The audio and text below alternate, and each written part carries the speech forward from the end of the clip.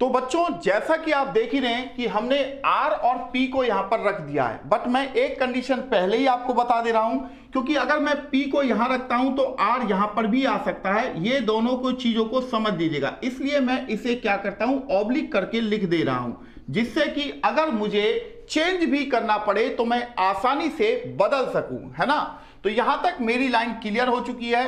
अब यहां पर कह रहा है T is a teacher and sitting third to the right of the doctor। T जो है वो टीचर है और डॉक्टर के राइट में तीसरा है। एक, अब डॉक्टर के राइट में 1 2 3, यहां पर T is a टीचर, तो T क्लियर है और उसका जो प्रोफेशन है वो भी क्लियर है, यानी कि वो टीचर है, ठीक है ना। तो यहां पर चीज अभी तक हमारी यहां तक सही गई है, यहां तक अभी हमें किसी भी तरह की कोई दिक्कत नहीं हुई है। क्लियर बच्चों। अब यहां तक हम यहां तक आ चुके हैं। अब लास्ट की लाइन है, the shopkeeper is sitting second to the left of the teacher. जो शॉपकीपर है वो टीचर के लेफ्ट में दूसरा है, तो टीचर के लेफ्ट में 1 2, यहां पर P या R में से कोई एक आदमी है जो शॉपकीपर है, ध्यान रखेंगे आप, ठीक है ना। अब P होगा या वो R होगा ये हमें नहीं पता है। क्लियर है बच्चों। चलिए अब आगे बढ़े, तो आगे हम बढ़ रहे हैं। The painter is sitting second to the left of M। Painter जो है वो M के लेफ्ट में दूसरा है, तो M के लेफ्ट में दूसरा यानी कि यहां पर कोई पेंटर आदमी बैठा हुआ है, राइट। तो अब वो R भी हो सकता है और P भी हो सकता है, तो यानी कि R और P में से शॉपकीपर और पेंटर ये दो लोगों के व्यवसाय हैं, इन्हीं दो लोगों के व्यवसाय होंगे R या P में से। क्लियर है बच्चों। तो यहां तक अभी हम आ चुके हैं। तो अब कह रहा है S the cricketer is sitting exactly between T and P। T और P के बीच में क्या है, S जो है वो क्रिकेटर है। अब आप देखो यहां पर तो आ नहीं सकता क्योंकि यहां ऑलरेडी एक बैठा हुआ है, कौन, O। अगर मैं P को यहां लेता और T यहां होता तो यहां पर क्या S नहीं आ सकता था, क्योंकि यहां पर ऑलरेडी एक आदमी बैठा है। तो इसका मतलब है कि यहां पर R होना चाहिए और यहां पर P होना चाहिए। तो अब आपको प्रोफेशन भी क्लियर हो गए, कौन किसका प्रोफेशन है, और मेरा T और P के बीच में जो S है वो क्रिकेटर बैठा हुआ है। तो S के लिए मैंने यहां पर क्रिकेटर भी लिख दिया है कि भैया S जो है वो क्रिकेटर है। क्लियर है पॉइंट यहां तक। तो यहां तक अभी हम ठीक चले हैं।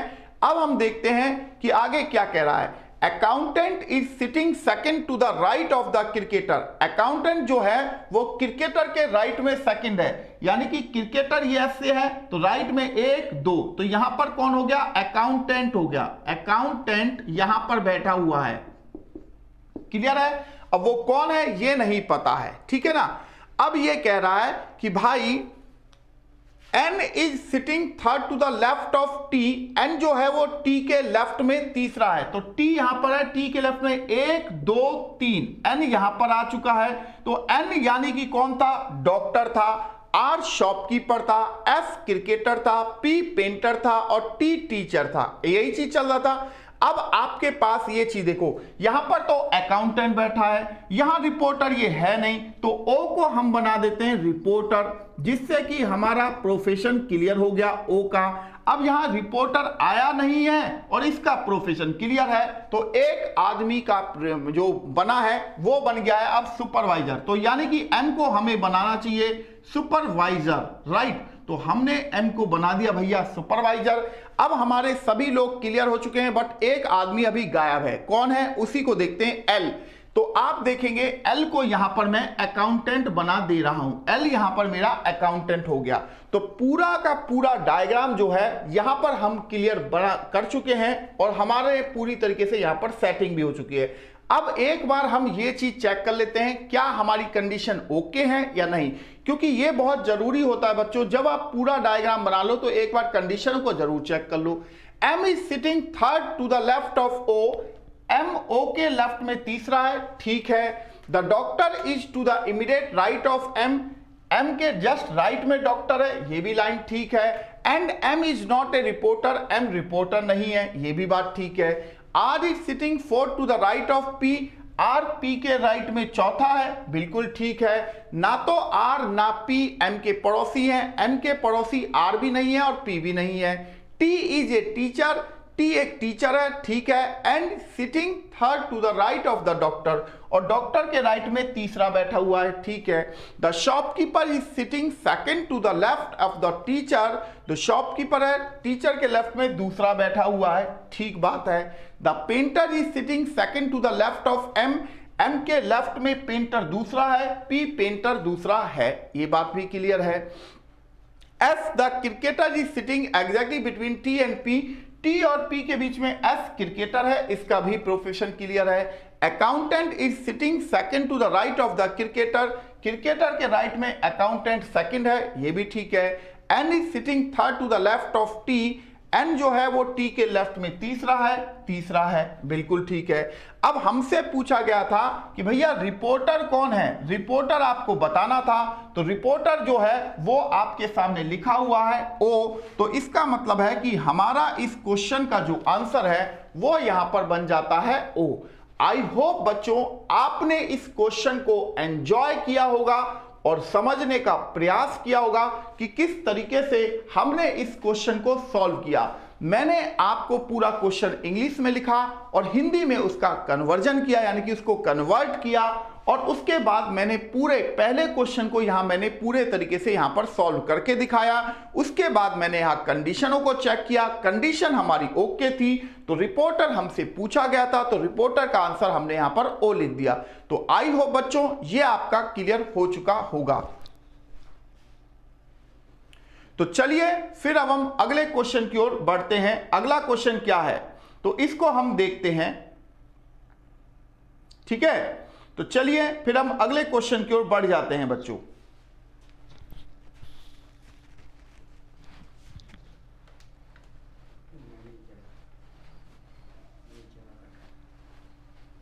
कोई नहीं,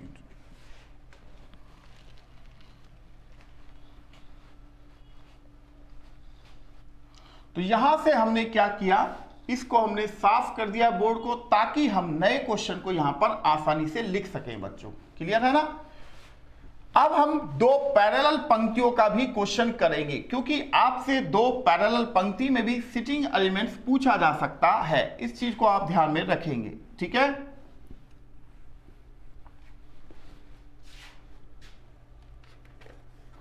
तो एक बार हम और साफ कर लेते हैं बोर्ड को, जिससे कि किसी भी तरह की कोई एक्स्ट्रा चीज आपको यहां पर यानी कि कोई काला धब्बा दिखाई ना दे, जिससे कि हमारा बोर्ड एकदम क्लीन आपको नजर आए। तो चलिए फिर अब हम 12 लोगों को करने जा रहे हैं। तो 12 लोगों को क्या क्वेश्चन है देखते हैं। 12 per people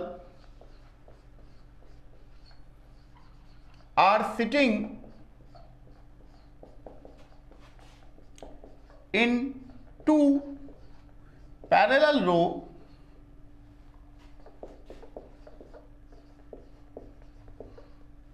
containing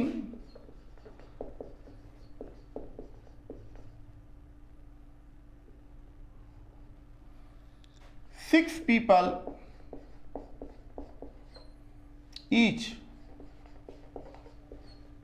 in such a way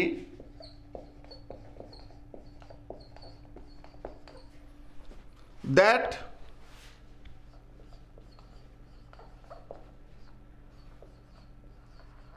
there is an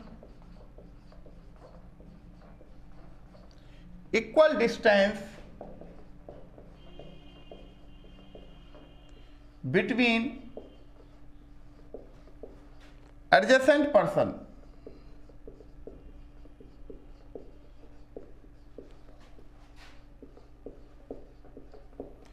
in row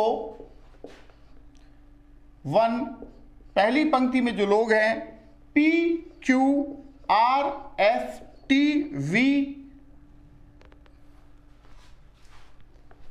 are seated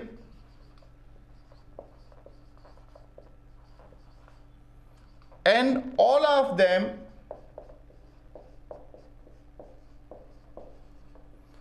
are facing south.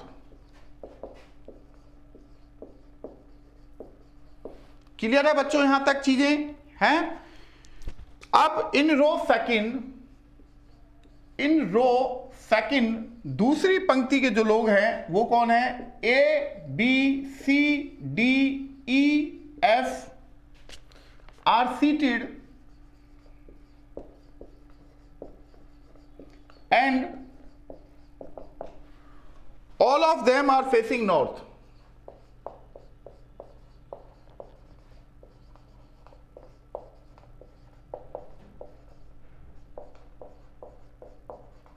Right? Therefore,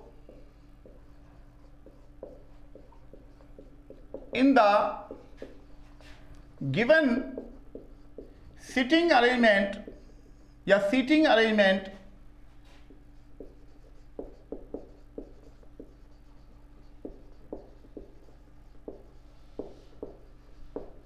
each member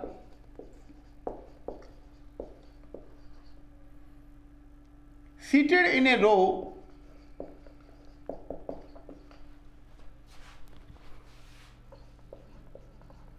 faces another member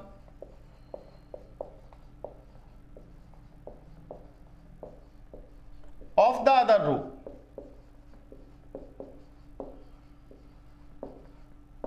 ठीक है जी बच्चों।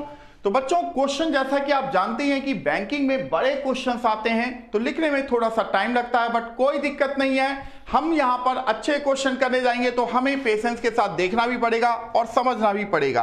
अब कंडीशन क्या है बच्चों वो देखते हैं। A seats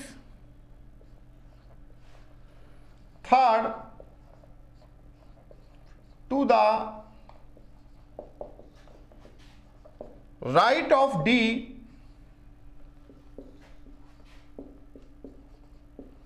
neither A nor D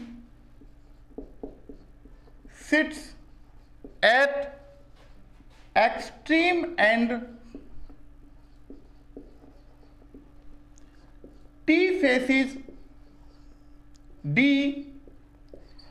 V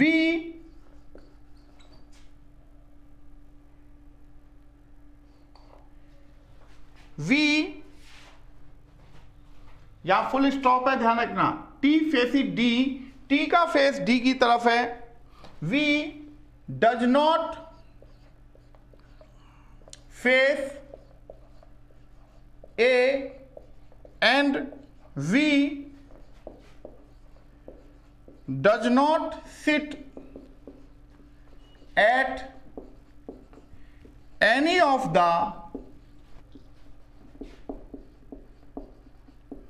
extreme ends. V is not an immediate neighbor of T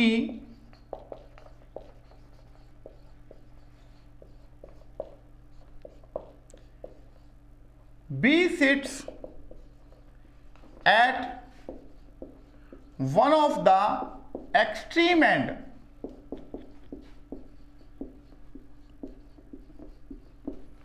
Only two people sit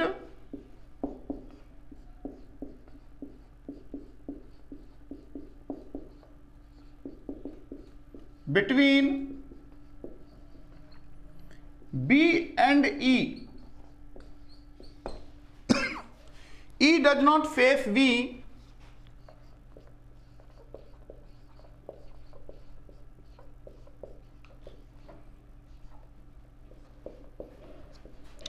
Two persons sit between R and Q. R is not an immediate neighbor of T.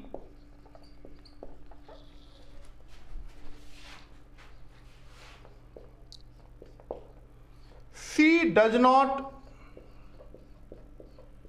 face V. P is not immediate neighbor of R.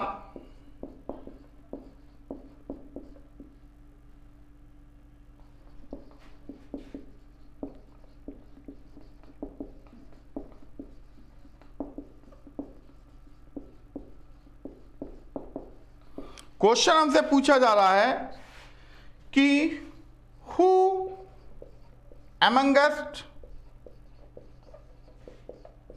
the following sit at extreme ends of the rows. Option A कह रहा है B और ई, option B कह रहा है F और T, option C कह रहा है पी और आर, और ऑप्शन डी कह रहा है बी और एफ, और ऑप्शन ई कह रहा है नन ऑफ दीज.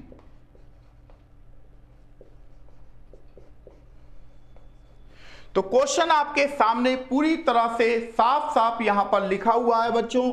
एक बार मैं पूरी तरह से इस क्वेश्चन को हिंदी में आपको यहां पर बता देता हूं. यह कह रहा है कि 12 लोग दो पैरेलल यानी कि समानांतर पंक्तियों में 6-6 प्रत्येक पंक्ति में इस तरह से बैठे हैं कि उन पर्सन की जो डिस्टेंस है वो इक्वल डिस्टेंस है, और पहली रो में जो लोग बैठे हैं P Q R S T V बैठे हैं, और सभी का फेस जो इनका है वो दक्षिण की ओर है. इसी तरह पंक्ति 2 में A से लेके F तक लोग बैठे हुए हैं और इन सभी लोगों का फेस उत्तर की ओर है, और ये इस तरह से बैठे हैं कि ये एक दूसरे को देख सकते हैं. जैसे कि हम अक्सर बातें करते हैं, दो पर्सन आमने सामने होके इस तरह से पंक्ति का फेस है. ये कह रहा है कंडीशन ए जो है वो डी के राइट में तीसरा है, ना तो ए ना ही डी पंक्ति के एंड पर बैठे हैं. टी का फेस डी की तरफ है, V does not face A, V का फेस ए की तरफ नहीं है, और V does not sit at any of the extreme end, और वी जो है पंक्ति के किसी एंड पर नहीं बैठा है. V is not an immediate neighbour of T, और V जो है वो T का पड़ोसी भी नहीं है. B sit at one of the extreme ends, B जो है पंक्ति के एक किनारे पर बैठा हुआ है. ठीक है, अब केवल दो लोग B और E के बीच में बैठे हैं. E का फेस V की तरफ नहीं है. दो पर्सन R और Q के बीच में बैठे हुए हैं. R is not an immediate neighbour of T, R T का पड़ोसी नहीं है. C does not face V, C का फेस V की तरफ नहीं है. P is not an immediate neighbour of R, P R का पड़ोसी नहीं है. अब कह रहा है कि पूछ रहा है क्वेश्चन में पंक्ति के एंड पर कौन दो लोग बैठे हैं, यानी कि ऐसे दो लोग बताएं जो पंक्ति के एंड पर बैठे हों. B और E बैठे हैं, या S और T बैठे हैं, या P और R बैठे हैं, या B और F बैठे हैं, या इनमें से कोई नहीं बैठा है. तो बच्चों इस क्वेश्चन का आंसर क्या होना चाहिए ये आपको बताना है. अब ऐसा ही है ना. तो चलिए हम क्या करते हैं, सबसे पहले हम दो रो बना लेते हैं जिसका फेस दक्षिण की ओर है और इनका सेकंड रो का फेस उत्तर की ओर है. ठीक है, ये कह रहा है A sit third to the right of D. A जो है वो डी के राइट में तीसरा है. तो डी के राइट में तीसरा है बच्चों, इस चीज को आप समझिएगा. पहले डी के राइट में तीसरा है, तो डी के राइट में 1 2 3 ए यहां पर हो गया है अभी तक. ठीक है ना. अब ऐसे ही इनके पैरेलल हम अपोजिट में इस तरह से रख देते हैं. तो यहां पर आप देखेंगे इनका फेस नॉर्थ फेस है और ये साउथ फेस है. ये हमने इंडिकेट भी कर दिया है कि इन लोगों का फेस साउथ की ओर है, ऊपर वालों का, और नीचे वालों का नॉर्थ की ओर है. ठीक है, ना तो ए ना डी पंक्ति के एंड पर बैठे हैं. इसका मतलब एक आदमी आपको यहां बिठाना पड़ेगा और एक आदमी आपको यहां बिठाना पड़ेगा. क्लियर है बच्चों. ऐसे ही यहां पर एक आदमी बिठा दीजिए और एक आदमी यहां बिठा दीजिए। यहां तक हमारा क्लियर हो चुका है। अब कह रहा है T का फेस D की तरफ है, तो T यानी कि D यहां पर है तो T ऊपर ही होना चाहिए, जैसा कि मैंने यहां पर रख दिया है। क्लियर है। यहां पर V does not face A, V का फेस A की तरफ नहीं है, तो इसका मतलब कि V यहां पर नहीं आएगा, तो मैंने कैंसिल का निशान लगा दिया है। And V does not sit at any of the extreme end, और V पंक्ति के एक किसी भी किनारे पर नहीं बैठा है, यानी कि V अब यहां पर भी नहीं बैठा है मेरे बच्चों, यहां पर भी नहीं बैठा है। V के लिए अब मात्र 2 सीट बन जाती है। क्लियर है। चलो, V is not immediate neighbour of T, और V जो है वो T का पड़ोसी भी नहीं है, तो V यहां पर भी नहीं आ रहा, तो इसका मतलब है कि V यहां पर होगा। तो अब इन 4 जगह से मैं V को हटा देता हूं, क्योंकि V की पोजीशन जो है वो क्लियर हो चुकी है। ठीक है। V is not immediate neighbour of T। अब कह रहा है कि B sit at one of the extreme and, B जो है किसी पंक्ति के एक किनारे पर बैठा है, यानी कि नीचे वाली पे। Only 2 people sit between B and E, B और E के बीच में 2 लोग हैं।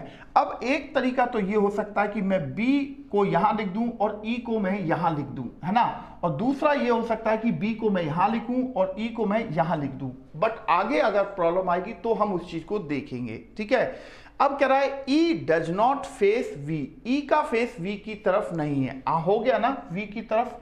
तो अब हम क्या करते हैं बच्चों, यहां पर हमें B लिख देना चाहिए और E यहां पर लिख देना चाहिए। B पंक्ति के एक सिरे पर भी बैठा है और E का फेस अब मेरा V की तरफ नहीं है। 2 person sit between R and Q, R और Q के बीच में 2 लोग हैं। ठीक है। अब दूसरा आगे एक चीज बोला है, अब R और Q के बीच में यहां पर 2 लोग तो हो नहीं सकते, यहीं पर हो सकता है R और Q।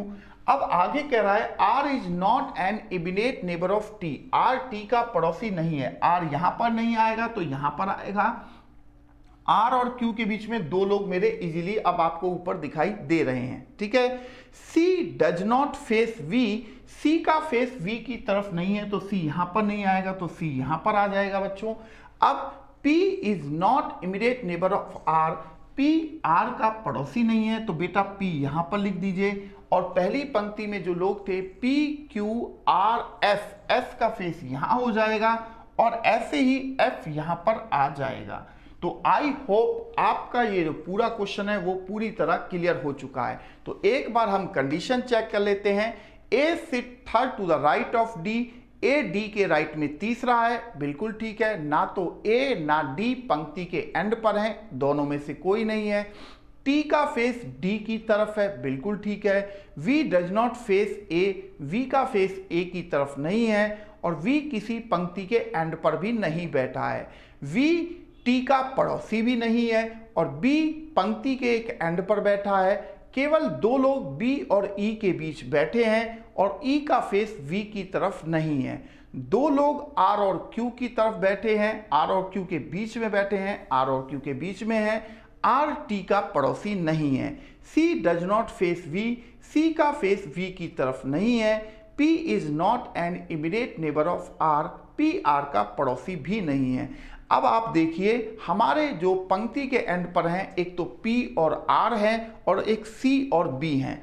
तो यहां पर आप देखेंगे P और R ऑप्शन में देखो, C और B तो दिया नहीं गया है बट P और R आपको दिया गया है। तो आपका जो आंसर होना चाहिए वो आंसर आपका ये वाला होना चाहिए। आई होप बच्चों आपने इस क्वेश्चन को अच्छे से समझ लिया होगा। क्लियर है। तो बच्चों क्वेश्चन कैसा लगा ये जरूर बताया करें, क्योंकि ऐसे ही शानदार क्वेश्चन करके आप अपने एग्जाम को क्रैक कर सकते हैं। आई होप आपको बहुत एंजॉय आ रहा होगा इस तरह के क्वेश्चनों को करके। चलिए बच्चों फिर हम अगले क्वेश्चन की ओर बढ़ जाते हैं। अगला क्वेश्चन क्या है उसको भी हम देख लेते हैं। मैं चाहता हूं ऐसा ही एक अगला क्वेश्चन मैं आपको 12 लोगों का फिर यहां पर प्रोवाइड कर दूं, जिससे कि हमें यहां पर थोड़ा सा कम मेहनत करनी पड़े। कम मेहनत का मतलब यहां पर क्या होगा, यहां पर मैं अभी आपको बता देता हूं कि क्या मैं पूछना या कहना चाह रहा हूं। चूंकि मैं 12 लोगों का ही क्वेश्चन एक और करवाने आपको जा रहा हूं, इसी वजह से मैंने क्या किया है ऊपर के जो लोग हैं उनको मैंने ऊपर का जो पैराग्राफ है उसको मैं सेम रखूंगा। हाँ, अगर लोग यहाँ पर चेंज होंगे तो उन्हें चेंज किया जाएगा। और दूसरी बात यह है बच्चों, यहाँ पर आप देखिए ये हमने यहाँ से कैंसिल कर दिया है, ठीक है ना। अब यहाँ पर आप देख रहे हैं कि हमारा अगला क्वेश्चन आने के लिए रेडी होने जा रहा है। पंक्ति रो में क्या लोग हैं, ए से लेके एफ तक हैं, यानी कि ए बी सी डी ई और एफ, राइट।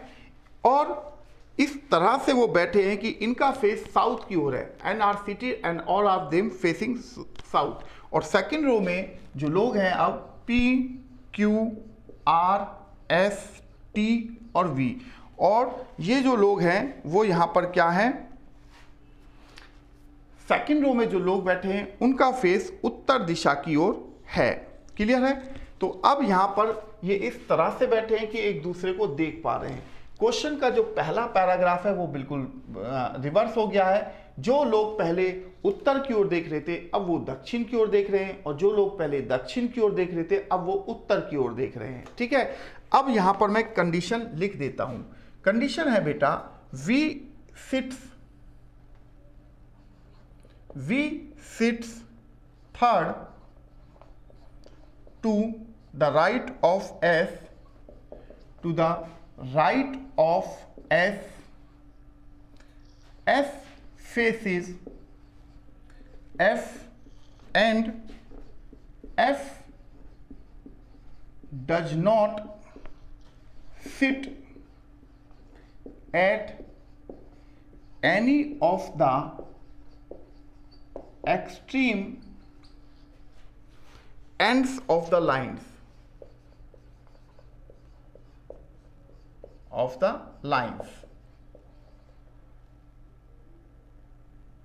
ठीक है। D sit third to the right of C,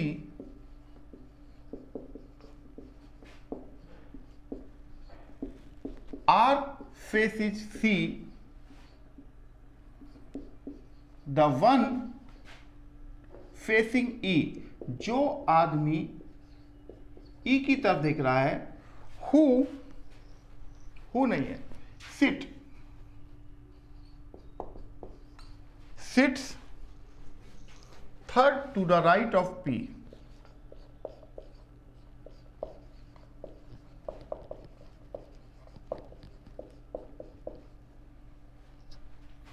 B and P do not sit at the extreme end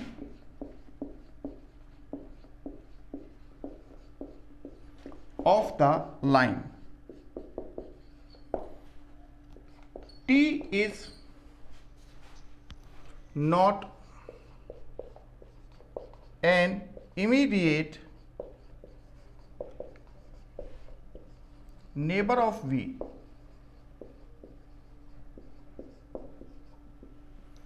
and A is not an immediate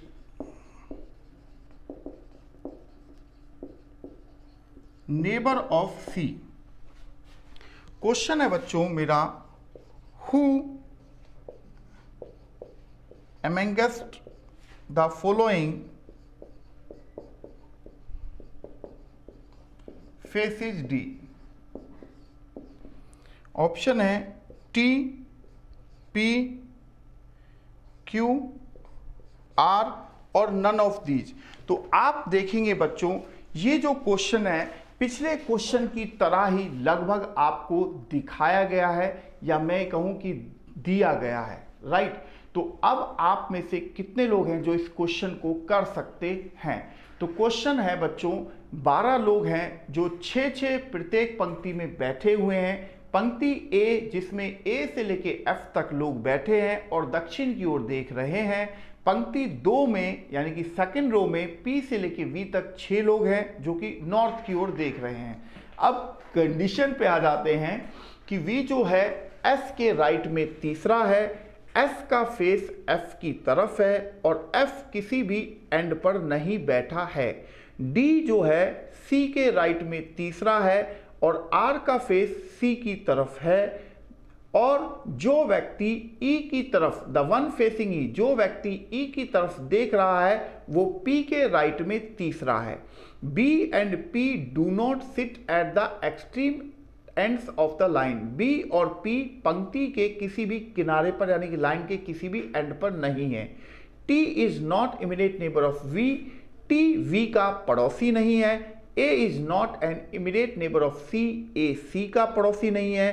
अब हमसे पूछा जा रहा है क्वेश्चन कि डी के फेस की ओर कौन आदमी देख रहा है, तो ऑप्शन है T, P, Q, R and none of these. तो बच्चों पूरे क्वेश्चन को मैंने इंग्लिश में यहां पर आपके सामने लिखा और हिंदी में मैंने अभी आपका पूरा क्वेश्चन यहां पर बता भी दिया। तो अब मैं आपसे ये जानना चाहता हूं कि इस क्वेश्चन का आंसर क्या होगा।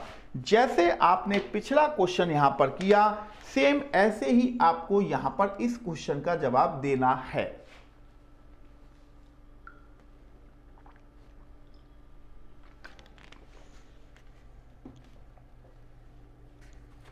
तो यहां पर इस क्वेश्चन का जवाब आप लोग फटाफट यहां पर दीजिए बच्चों, ताकि हम अगले क्वेश्चन की ओर बढ़ पाएं। देखते हैं कितने लोग हैं जो इस क्वेश्चन का जवाब दे सकते हैं।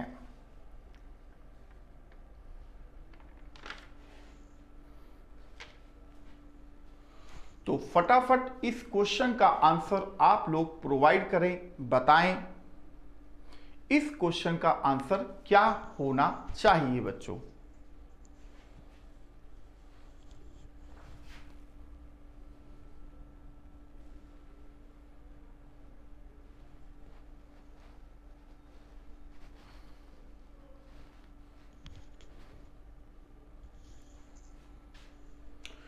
तो यहां पर दो आपको पंक्तियां हैं, पता है कि पंक्ति ए, पंक्ति रो जो है वो दक्षिण की ओर देख रही है और पंक्ति सेकंड जो है वो उत्तर की ओर देख रही है। तो कंडीशनों को अप्लाई करते हुए आप यहां पर पूरा का पूरा डायग्राम को बना सकते हैं। क्वेश्चन आपको अच्छे से समझ आ चुका है, इसमें कहीं भी किसी तरह का कोई डाउट आपको नजर नहीं आ रहा होगा।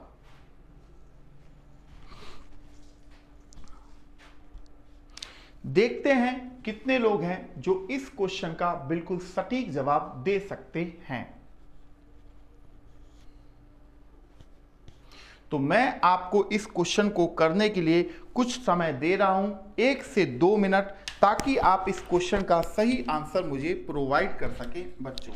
तो फटाफट इस क्वेश्चन को सॉल्व कीजिए और बताइए इस क्वेश्चन का आंसर क्या होगा।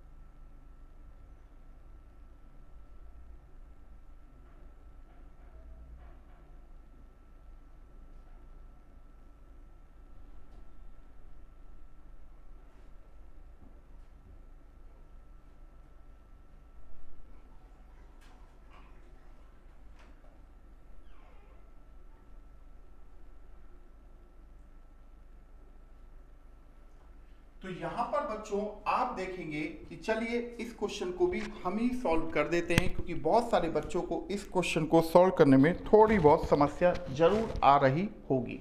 तो यहां पर बच्चों हम देख रहे हैं कि V sit third to the right of S. चूंकि P Q R S T V उत्तर की ओर देख रहे हैं तो वी का जो लोग होंगे वो नीचे की ओर आएंगे। V sit third to the right of S. F के राइट में वी तीसरा है, 1 2 3। वी जो है एफ के राइट में तीसरा है, जैसा कि आपने देखा कि मैंने यहां पर लिख दिया है, ठीक है। तो और ये आपके मैंने एरो के निशान बना दिए हैं कि भाई ये उत्तर की ओर देख रहे हैं। तो यहां पर मैंने लिख दिया नॉर्थ डायरेक्शन और यहां पर मैं लिख दे रहा हूं साउथ डायरेक्शन।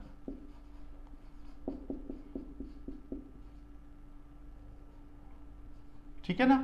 तो यहां पर मैं इनके अपोजिट ये जो एरो के निशान है वो भी यहां पर बना दे रहा हूं।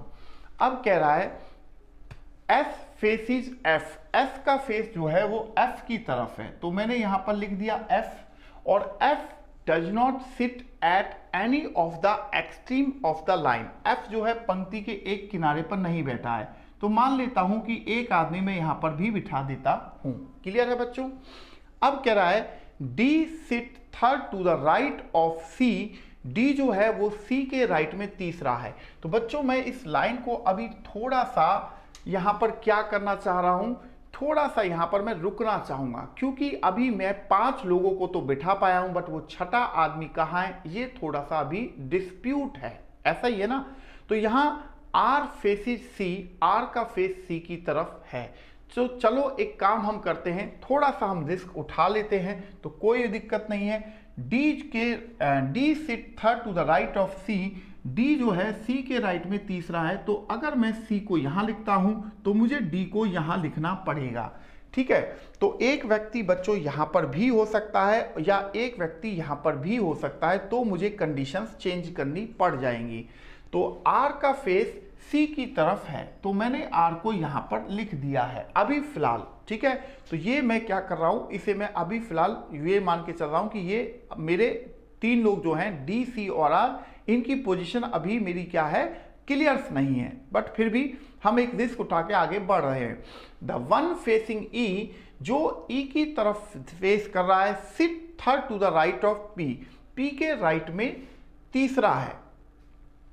तो P के राइट में तीसरा है, जो व्यक्ति E की तरफ देख रहा है वो P के राइट में तीसरा है। तो यहां पर अगर मैं एक आदमी बढ़ा देता हूं या एक आदमी यहां पर बढ़ा देता हूं, तो भी यहां पर चीजें समझ में आनी स्टार्ट हो जाएंगी आपको। ठीक है। तो मान लीजिए यहां पर 5 लोग हो गए हैं, तो यहां पर अगर मैंने एक आदमी बिठा दिया और P को मैंने यहां पर रखा, तो जो आदमी E की तरफ देख रहा है वो P के राइट में तीसरा है, तो मान लेता हूं कि एक आदमी यहां पर मैंने रखा है। ठीक है। अब कह रहा है B and P do not sit at the extreme end of the line. अब इससे एक फायदा मेरे को ये हो गया कि P मेरा किसी किनारे पर नहीं है। चलो अभी तक तो हम यहां पर ठीक हो गए, और B भी मेरा किसी किनारे पर नहीं है। ठीक है। तो यहां पर मैं क्या रख देता हूं, E रख देता हूं। E को मैंने यहां पर रख दिया। तो मैं उन लोगों को अभी क्या कर रहा हूं, अंडर कवर में मेरे ये चल रहे हैं, ध्यान रखिएगा, अंडर कवर में मेरे ये चल रहे हैं, क्योंकि ये थोड़े से अभी डिस्प्यूटेड चीज है ना। तो यहां पर आप देखेंगे कि T is not immediate neighbour of V, T जो है वो V का पड़ोसी नहीं है। तो T के लिए मेरे पास एक सीट ये भी खाली होती है और एक सीट ये भी खाली होती है। And A is not immediate neighbour of, sorry ये इसने कहा था T is not immediate neighbour of V, T V का पड़ोसी नहीं है। तो यहां पर आप देख रहे हैं, एक मिनट, हमने थोड़ा सा एक मिस्टेक यहां पर कर दिया है बच्चों।